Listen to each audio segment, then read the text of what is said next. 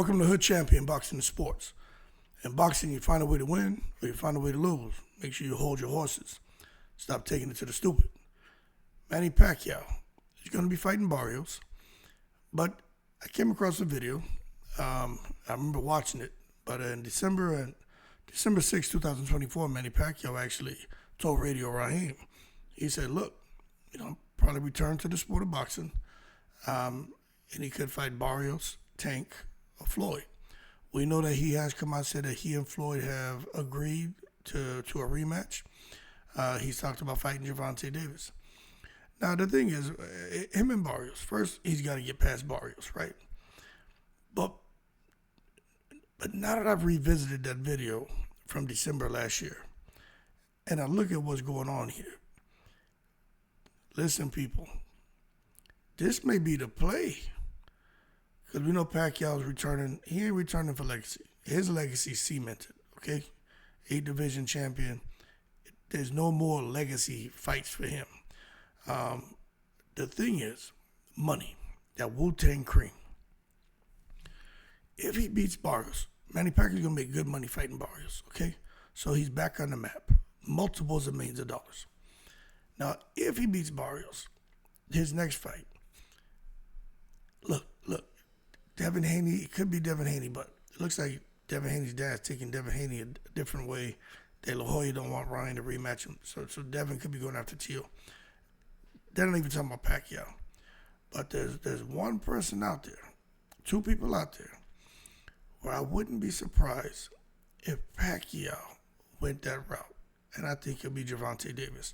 Gervonta Davis has said that he will go up to 147 against the right opponent. But Gervonta Davis has underscored the importance of boxing fans to realize he's a small guy, and 135 pounds is where he's the most comfortable. But if he goes up to fight a guy like Pacquiao at 147, well, they're pretty evenly matched. But Pacquiao definitely is more comfortable at 147. But Pacquiao's not a big guy. That would be an interesting fight. The young southpaw against the old southpaw. Two guys who Pacquiao, who was very explosive and powerful hands. Gervonta, who's explosive with powerful hands right now. But Pacquiao still got it. I don't know if y'all saw him hitting the mitts. You can see there's still something there. I don't know if it's enough to beat Gervonta, but some people are saying Gervonta has lost a step. And just, going off of the fight between him and Lamont Roach.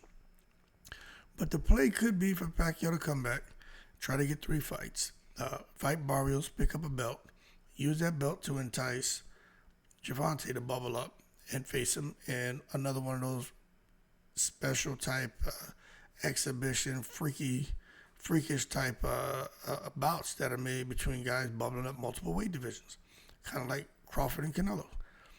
I think that fight would be huge, and there would be huge money there on the table. You maybe see Turkey Al-Sheikh get involved, but we know Tank doesn't want to mess with Turkey. But the bottom line is I think Pacquiao could come and make another 50, 60 million just to fight Tank, maybe more. Or, depending on Floyd, who just, Floyd has a lawsuit out there for some network was saying that Floyd basically doesn't have the money he's supposed to have, and they basically were saying Floyd's been lying to people and doesn't have the properties he has. They've been defaming his character and slandering his name and his everything that he's been doing. So he's suing them. But bottom line is, with all the investing Floyd's doing, and like he says, he makes smart business decisions, smart people around him. And you know what? When you're the guy who's investing the money, and you got what Floyd is doing is no different from having a financial advisor. They're managing your money, and it's supposed to grow. They're the experts. Floyd has people who he puts up the money, they make it grow. The problem with Floyd is when Floyd gets in front of the camera and gets that microphone, he wants to start trying to answer questions, and that's something he should not do. That's where he loses people. Anyway, could you imagine a rematch with Floyd and Manny Pacquiao, especially with Turkey Al-Sheikh being involved? Could you imagine? But Turkey doesn't sound like he really cares for Floyd Mayweather. But anyway, if he did set aside his grievances with Floyd, because he doesn't like Floyd's style, could you imagine if Turk Al-Sheikh got involved and put together the rematch between Manny Pacquiao and Floyd Mayweather? You know Floyd want 100, 200 million. Pacquiao's going to want some dough. Turk Al-Sheikh, I don't know if he'll do it, but it will be interesting to see him getting involved. If he says this is a fight he wants, because he may want to see Pacquiao just beat Floyd Mayweather, he may be willing to put up the kind of money that can bring Floyd out of retirement for one more professional fight against a guy close to his age, probably slowed down a little bit like him, where the playing field is level. Anyway, let's see how this plays out, because now it's starting to really get interesting. Pacquiao fights Barrios. If he beats him, fights Gervonta. Gervonta talking about retiring. Gervonta just fights for money anyway. Gervonta don't give a shit about becoming undisputed. So when you look at it, Gervonta may take that fight. Gervonta talking about fighting Jake Paul. So you just don't know, depending on the money that's there. You just don't know what direction all this is going to go.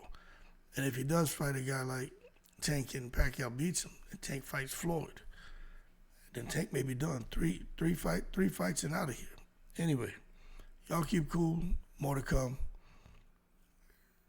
Boxing's starting to bubble, man. And the thing is, you're hearing so many different things, so it's hard to pinpoint what's true and what's not. But what I can tell you is it creates a very healthy dialogue, and I'm enjoying the conversation, because by the end of this year, we're probably going to see some shit happen where we're going to be like, damn, we didn't see that coming. Just like we didn't see that. And it could be good or bad. Just like that shit we saw with Devin, Ryan, and Tio, and that goddamn Canelo in school. Horrible. But hopefully we get some good stuff coming up in the subsequent months. Keep cool, I'm in the breeze.